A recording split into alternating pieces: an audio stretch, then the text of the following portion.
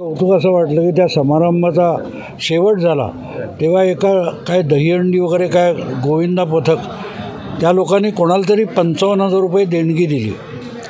माझ्या दृष्टीने एक महत्त्वाची गोष्ट अशी आहे की आज सगळीकडे मागितलं जात असताना देणारे कोणतरी समोर आले.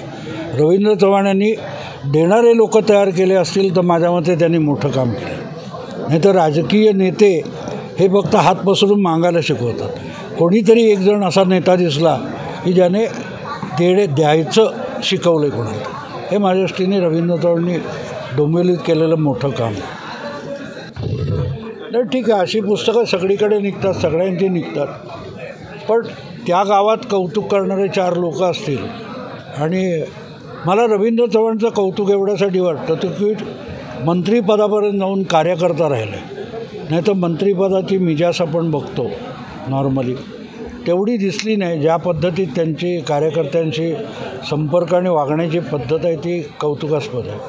प्रत्येक नेत्याने जरा त्याकडे बघावं आणि तसं वागायचा प्रयत्न करावा. फार कमी असे मंत्री असतात, राजकीय नेते असतात जी जनसामान्यांमध्ये मिसळून त्यांचे प्रश्न सोडवतात.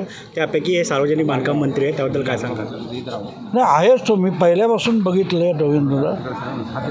असे जो माणूस कार्यकर्ता राहतो सत्ता आल्यानंतर आणि गेल्यानंतर, अशी फार थोडी माणसं मी आयुष्यात पत्रकार म्हणून 55 वर्षात बघितली की जी मी आत्ता त्याच्या आधी जगन्नाथ पाटलांचा पण उल्लेख केला की एक माझी प्रतिस्पर्धी पक्षातला असूनही जेव्हा दुसऱ्यासाठी जागा करून देतो याला फार महत्त्वाचं असतं. आणि त्यांनी जी भावना व्यक्त केली बोलताना की माझ्यामुळे कदाचित अनेकांवर अन्याय झाला असेल, ही जाणीव असलेले नेते आज आपल्याला कमी दिसतात. प्रत्येकजण खुर्चीसाठी भांडत असताना आपल्यामुळे दुसऱ्याची खुर्ची गेली असेल का याचीसुद्धा चिंता करणारा एखादा मंत्री आमदार दुर्मिळ असतो.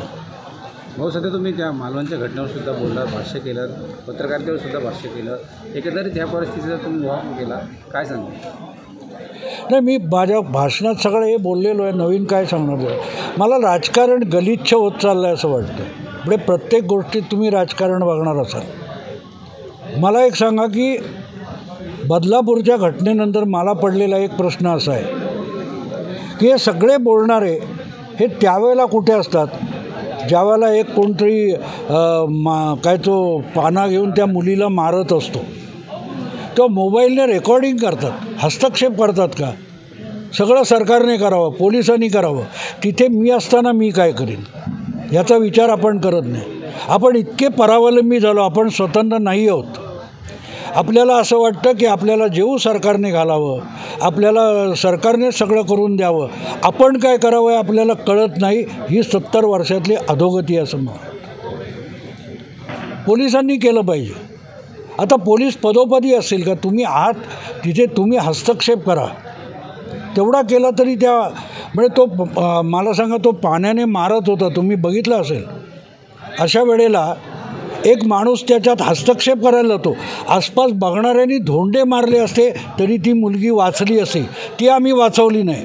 आम्ही गृहमंत्र्याचे राजीनामे बघत बसतो. इथे मला वाटतं आपण अतिशय बेजबाबदार नागरिक होत गेलो आहे. ह्या अधोगतीपासून कसं थांबायचं याचा सगळ्यांनी विचार करावा, इन्क्लुडिंग पत्रकार. कोणार्क, अपना शहर अपनी बातें.